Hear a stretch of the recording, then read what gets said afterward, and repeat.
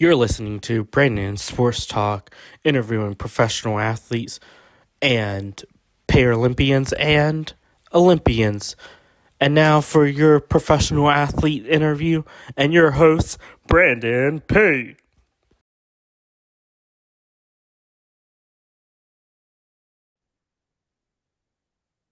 Welcome back to Brandon Sports Talk. In today's episode, I have the privilege of interviewing the Adrian College women's basketball's coach, assistant coach, Angela Sikora. How are you doing today? I'm good. Thanks for having me on. Thank you. Can you talk about how you knew that you wanted to get started in coaching in college women's basketball? So I actually didn't know that I wanted to be a coach. I feel like that's such a cliche answer. I finished my playing career and I was kind of like I don't, victim's the wrong word, but I was kind of one of the first people that was affected by COVID, really. We finished our season and COVID hit like 2 weeks later. So my graduation was on Zoom. I didn't get to finish out my last couple weeks of college. And just kind of was living life for a year. I knew I missed basketball. I didn't know what I wanted to do. I was just kind of working and just kind of being around. And then all of a sudden, the opportunity came back, and my head coach that I played for my last year at Evergreen kind of hit me up and said, "Hey, why don't you come help out?" And so I said, "I got nothing else going on, so why not give it a shot?" And so starting kind of like that, kind of just not knowing that I wanted to get into it and then finding my way into it. And then now it's just, I can't imagine doing anything else right now. So What was that experience like going to Evergreen and playing collegiate basketball? Evergreen was different, man. Evergreen was different. So I played 2 years first at a community college out in Washington, Grays Harbor Community College out there on the coast. Played 2 years there, then transferred to Evergreen for my final 2 years. And so Evergreen's a NAIA school in Olympia, Washington. Um, it's a little bit of a different school. There's no grades there. You take classes, but you're not given like an A, a B, C, whatever. It's a pass fail. So adjusting to the educational side was a little different. Um, but I knew I wanted to play basketball, and I knew that Evergreen was like the right school for me and the right fit for me in terms of like hoops and like the style of play that they had. So I really enjoyed my 2 years there, and then I mean I liked it enough to stick around and coach for the 3 years after that. So Evergreen will always have a special place in my heart. What was that like getting to put on that Evergreen jersey and representing them? It was cool, man. One thing about Evergreen is the mascot is very unique, right? So it's the gooey ducks. So Evergreen State gooey ducks, and so nobody really knows what a gooey duck is, right? It's like this big snail. It's like a delicacy. People like to eat it or whatever. But like I always thought that was cool to be able to represent the gooey ducks, right? Because like that's such a unique thing, and not many people get to experience something like that. And then like I said, I liked Evergreen. I liked being at Evergreen, and it was cool just to be able to represent the school and playing basketball. So. For you, what was that transition like going from being a player to coaching at Evergreen? My first year was really difficult. So I had played with a few of the kids who were still on the team. And like I said, kind of coming into being a coach, I didn't really know what I was doing my first year.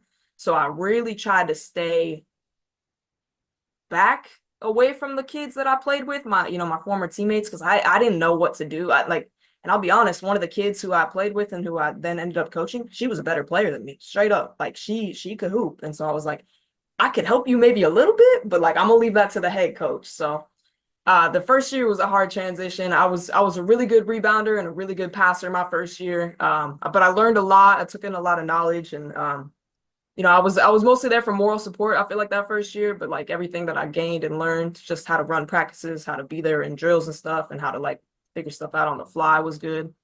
Um, but the transition, player to coach, you figure it out eventually. And, it took probably like 2, 3 years for me to figure it out, but I figured it out. So During that time, what was it like going from playing on the court to being on the sidelines? it was weird, man. I say that's probably one of the hardest things, right? Because I'm a hooper. Like I love basketball. I love everything about basketball. I still like I'm removed from the game, but I work out all the time. Like I'll just go to the gym and get shots up because I just love basketball. And so especially like during the first year, like I was still so in the mindset of like, I'm a player, I'm a player. I want to get out there and play. So it's like I wanted to go out and help by playing, right? So I'm like, coach, put me in. Like I'm ready to go. And it's like, you can't do that. You don't have any more eligibility. So it was really like figuring out how in my brain to turn like the player mentality of stuff into a coaching mentality. So it's like I knew what was going on. I knew how I could help, but it's how do I help with my words and not with my actions, right? Because I can't go out there and I can't make these shots for you. I can't go out there and pass for you in the game. Like, but I can tell you where you to get your looks at and I can tell you what to look for. So just making that transition from like, and you can't go out there and play, you're gonna be on the sideline, but like how do you use your voice to help people? During your time at Evergreen, what were some of your coaching accomplishments? One thing I am really proud of, and this isn't me. I mean, I had a part in helping with this. So when I first got to Evergreen, that program was struggling. We lost 22 games in a row. We finished that first season that I was there 2-22. So we were bottom of the league, no respect at all from anybody else. My senior year, a new head coach came in, and he kind of started to really change the program and the culture. And so my first year playing for him, my senior year we were like half a game off from making the playoffs. So like a huge jump from my junior to senior year, just in terms of like overall competitiveness. And then coming in my first year as a coach, we were same spot, about half a game off from making the playoffs. So we knew we were trying to turn the corner there, just in terms of like overall competitiveness in the culture. And then the last 2 years, we made the playoffs. Eighth seed both times. We kind of snuck in, but like the respect that we had gained from the league was like massive. People weren't just writing off Evergreen anymore. They had the game plan for Evergreen, right? They had us circled on the schedule because they knew if they didn't bring their A game that day, we might be able to sneak in and take one. So just like I said, it wasn't me that did it, but I like to think I had a little bit of a part in it, just being there supporting, but just being able to kind of turn the culture around and make it more of a competitive team in the league. How's that transition like for you leaving your alma mater to come to Adrian to be the assistant women's basketball coach? It's been a trip, man. It's been cool. Like I said, I love Evergreen and I appreciate everything that Evergreen gave to me. Adrian's been a good place. I've met a lot of great people here. I'm not from Michigan. I'm from Nevada originally, but I lived in Washington the last 8 years, so I have no connection to Michigan whatsoever. No idea. I moved here. I had no idea who anybody was. I hadn't even met Sam in person yet. I had talked to him like 2, 3 times on the phone. So Michigan has been good to me so far. I've only been here like 6 months, but like the people have been good. The school has been good. The players have been great. The athletic department has been great. I really feel like this is a good place for me right now, so early on in my coaching career, to be able to learn and grow and, just expand myself and see what I can do to, help this program out and, make us competitive as well. For you as a coach, what was that feeling like stepping onto the basketball court at Adrian? It's funny. I actually remember it wasn't our first game, but it was our first exhibition game. We were at Lord's, which is down in Ohio. And I just remember during the national anthem, I was standing there on the sideline. We're all lined up or whatever. And I just remember standing there and like, national anthem's playing. And you're just like thinking in your head. You're trying, like, usually I'm like game planning. I'm like, all right, what's our first play? What's the look? Who's going to get the ball first? That's what I'm usually thinking about. But like that time I took a second and I was just like, deep breath. And I was like, whoa, like this is different, right? Like I'm not in Washington. I'm not around my people anymore. But like, this is good. This is good. Like, I want to fight for this. I want to work for this. I want this. And so like that to me, that was just a cool, like, I'm here, I'm in Michigan, I'm at Adrian, like, let's do this. What does a typical game day look like for you as assistant coach? It varies a little bit depending on if it's home or away. We usually will have a shoot around in the morning, we'll walk through, kind of depends on what kids have classes and stuff too. So sometimes it's at 8 a.m., sometimes it's at noon. If we have to get on the road, we're usually out around 1 or 2 o'clock, depending on where we have to go. We'll ask the kids to be back on the court, kind of ready and dressed about an hour and a half before the game. That's usually when I'll pull up. I will say home games, one of my routines, this is just going back the last 4 years, one of my rituals, I always got to get a cup of coffee, right? I always got to have a hot cup of coffee, usually a vanilla latte. That to me, that just kind of gives me that little boost of caffeine there, especially for the night games. And then it kind of like calms me down as well because it's like a little ritual for me. But then we have them on the court hour and a half before. They're usually just shooting and stuff. I'll be rebounding. I kind of help oversee the warm-ups and stuff. I'll hop in some drills. I'll pass for them. I'll rebound for them.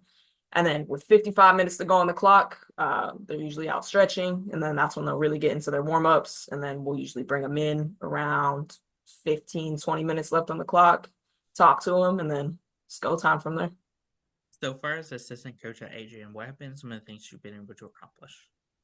So again, it's not really me that's accomplishing these things. I think one of the things as an assistant coach is like you really lose all sense of self in a good way, right? Like these aren't my goals that I want to accomplish. These are Coach Sam's goals that he wants to accomplish. And it's my job. And I take a lot of pride in my job and being able to help him accomplish his goals. But one of the things that I think was really cool was that, this is both of our first years here. So we're kind of trying to establish our own footprint on this program. And so we finished sixth in the conference, which is higher than they've finished the past couple years. We made the playoffs, which was the first time they did that in the last 3 years, I believe. Um, we were a lot more competitive with a lot of teams. We took down Calvin, which I guess they hadn't beat in, I think, like 11 years or something. So the little wins throughout this first year that we were able to accomplish, and then, kind of hopefully build on for the next couple of years. So. Can you talk about, of course, the culture that you've started to help to build for the Adrian's program? Yeah, we're just trying to make it competitive, right? Like kind of like with when I was at Evergreen, and this is no knock to anything on anything before it, Adrian, but me and Sam are coming in. We have like new ideas, new eyes, new everything. So we kind of see that Adrian's not, people aren't really respecting us. And to me, I take that as a shot. Like you got to respect every opponent. Even I don't care if you're in the last place in the league. Like you got to respect every opponent. So we're really trying to come in here and compete and like we want to make games competitive. We want to make sure you remember playing Adrian, right? We don't want it to just be like, Adrian's on the schedule. We got the game. All right, next game. Like we want people to like look at us and be like, all right, we got to play Adrian. All right, we got to prep for this. We got to show up for this. So changing the culture, changing the attitudes around here a little bit. We really trying to be competitive. Who are some of the teams in your conference that you compete against? So this is actually an interesting conference. The top two teams, Hope and Shine, the nationally ranked opponents, they're good, solid teams. Good. They're fun to prep and scout for, fun matchups to play against. Calvin was third. That was a fun team to play. Alma, Albion, these are all good teams. I'm so excited. I'm talking right now. We just finished our season last week. I'm like already talking right now. I'm ready to play these teams next year. Like I want some get back on these teams. We got Kalamazoo and we got St. Mary's as well. And all of that. Like all of these teams and like the team that we have right now and then the team that we're gonna have next year, the matchups are just so fun. I feel like we're able to go like toe for toe with a lot of their players and like the strategy and stuff. I'm already excited for next season. I want to go play right now. I want to have a game right now. Like What is that home game atmosphere like when teams like Trine and Hope comes to home versus going to Albion? uh I don't I don't really like I don't have a huge grasp on that yet because this is my first year here and we've only had a couple home games here. So it's like I'm still trying to get the feel for the local atmosphere, but I will say like the parents and stuff, they all show up, they all show out, which is really cool. A lot of the other sports teams, Adrian, have been showing up to some of our games, which is cool just to have some support from the community as well. And then just a couple fans. I've met a lot of cool local people in the area. So hopefully the longer I'm here, the more people I meet, the more locals and stuff I can get to know. But the home atmosphere is cool, and I really hope the with the more success that we're able to have, I hope that brings in more fans as well. What does that recruitment process look like for those prospective student athletes, and as a coach, what do you look at in them?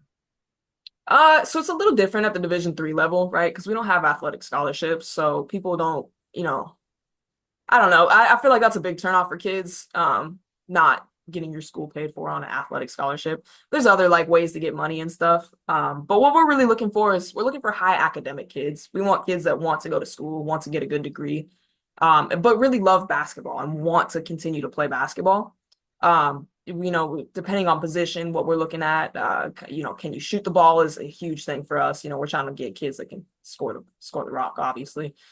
Just rebounding, can you handle it? What's your basketball IQ like? Just all the little things. But yeah, I don't know. We look at everything, which is such a cliche answer too. But like, As a coach, what is it like seeing those freshmen put on that Adrian College jersey for the first time versus the seniors putting it on for the last time?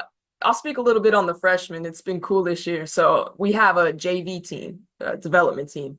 And I was able to be the head coach for that this year. So that consisted of a lot of our freshmen. So, I just getting to know these kids when I first came in. But to be able to coach them in these JV games and kind of be able to see their growth throughout the season and, when they would get when they would get some minutes in the varsity games, I'd be so proud of them and like always hyping them up and stuff. So you could see them too, like especially at the beginning of the season when they weren't playing, and then when we started playing JV games and stuff, and then just progressing throughout the season, just the confidence in them build, which was so cool, and just like the overall skill and stuff built too, which has been amazing. And then for the seniors, shout out Kylie. She was our lone senior this year. We had Bailey as well, but she was out the whole year, unfortunately, due to injury. But Kylie was an emotional senior day and an emotional last game for her. It's tough because you look at seniors and you're able to kind of meet with me being so young. I'm still really easily removed from the game in my playing days. So I'm able to really put myself in her position and remember what that felt like, the last time you subbed out of the game, like the last time it hit you like, hey, I'm not going to play college basketball anymore. So it's just being able to be there, support her, cheer her on in those moments, and help her with whatever she wants to do next. As a coach, what is it like seeing those players going on and playing in the WNBA or getting into coaching afterwards? Yeah, I hope I coach a kid someday that goes into the WNBA, or overseas even. But if they want to get into coaching, it's like I support it, and you gotta figure it out like I said with me. I didn't know I wanted to be a coach, and sometimes it doesn't always happen right away. But basketball continues after your playing days. So just what does that look like for you? For you as a coach, what has that been like getting that taste of being a head coach on the JV level? Oh my God, it's so different from just being an assistant coach. I love being an assistant coach personally. I think it's the most purest form of basketball. I get to sit on the sidelines. I get to watch everything. I get to be in players' ears. I don't have to manage the game necessarily, but I just get to sit there and I get to have little pieces of it. Being a head coach is so different. Oh my God, you have to manage the moments. You have to be ready with play calls. It's a chess match. It really is. Because I'm thinking like, what is that coach going to call? What can I counter with? And then is he going to be in this defense? Is he going to be in this? I got to figure out what I want to run next. And then 2 plays from now, oh, I got to call a timeout. What am I going to drop in the timeout? I got to talk to the refs. There's just so much like game management that goes on with being a head coach. So that's for me. I've coached AAU in the past as well as a head coach, but like my first experience coaching college at the head coaching level was the JV team. And What so are, for me, that was a super cool experience to just be able to like really learn and understand what it takes to be a head coach because it's 100 times faster than just being an assistant coach. what are some of your future plans for the program moving forward? We just want to be competitive again. We really want to build our name up. Like I said, we finished sixth this year in the conference. We're looking to hopefully get up in that top 3, 4 next year. We want to host a playoff game. We want to bring the playoffs to Adrian is the goal. And I think we can do that. So just be competitive. What advice would you give those incoming freshmen entering their first year of college basketball? Take a breath. It's gonna go by quick. It's gonna be a lot, especially for the majority of kids, right? And I had this experience too. You're your best player on your high school team, right? So you're gonna come in and you're gonna kind of expect the same role.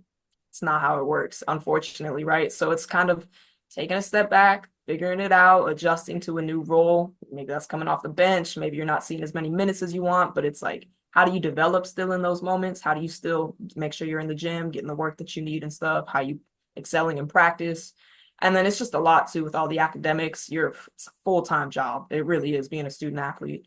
And so managing your time, making sure you're getting your homework and stuff done, making sure you have time to eat and just overall take care of your body and stuff still. So it's going to be a ride, but lean on your teammates, lean on your coaches, lean on all your resources. It'll be fun. The next 4 years is going to be worth it. So What advice would you give those players that have aspirations of going and playing in the WNBA? work hard on it.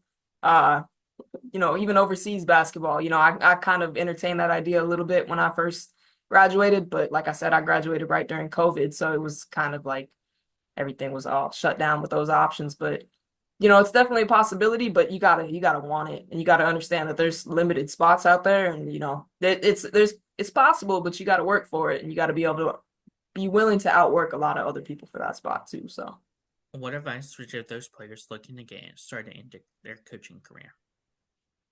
you gotta love the game. Like you got to have a pure love for the game. Like I said, I love basketball. I love everything about basketball. I love the smell of the gym when you walk in. I love the sound of the shoes squeaking on the floor. I love the feel of the leather when I touch the ball. Like I love every aspect of basketball. And it's going to test you at times. It really is because like you don't realize how much coaches do on the backside of it. As a player, you kind of just show up and everything's ready for you, right? As a coach, you're the one who's got to kind of figure everything out, get everything set up. And it's a grind sometimes, you know, you don't sleep a lot sometimes, you're on the road, you know, you're always watching film. There's so many things. But like if you really love the game and this is like really what you want to do, it'll come easy. And it won't, you know, I'm blessed, man. This is the greatest job in the world, just being a basketball coach. So it doesn't even feel like work to me. It's just amazing. What advice would you give those assistant coaches that have aspirations of coaching on the collegiate level? You got to be willing to put yourself aside in a good way, right? Like I said, my goals aren't I have my goals, but like at the end of the day, my goal is to help my head coach, in this case, Sam, achieve his goals. And I think that's one of the greatest things about assistant coaching is like I'm able to put everything that I want to do on the side and like really give myself to the team, give myself to the program and help them succeed. Like I'm here to give, not here to take anything from anybody. So it's how do I spread my knowledge? How do I spread my time? And how can I help every part of this program to be more successful? That's great advice. Where can my listeners find you at on social media along with the program at? We're all on Instagram or Twitter. Definitely hit up Adrian College Women's Basketball. Follow us on Instagram, follow us on Twitter. Thank you again, Coach Angela, for your interview, and best of luck in your future at Adrian College as the assistant women's basketball coach. Thank you. I appreciate it. You can find Brandon Sports Talk on Instagram at Brandon Sports Talk, Twitter at Talk_Brandon, and you can find me on YouTube at Brandon Sports Talk. Don't forget to like, comment, and subscribe. Thank you again, Coach Angela, for your interview, and best of luck in your future. Thank you. You've been watching Brandon Sports Talk. Please feel free to like, share, and subscribe to Brandon Sports Talk on social media and on YouTube.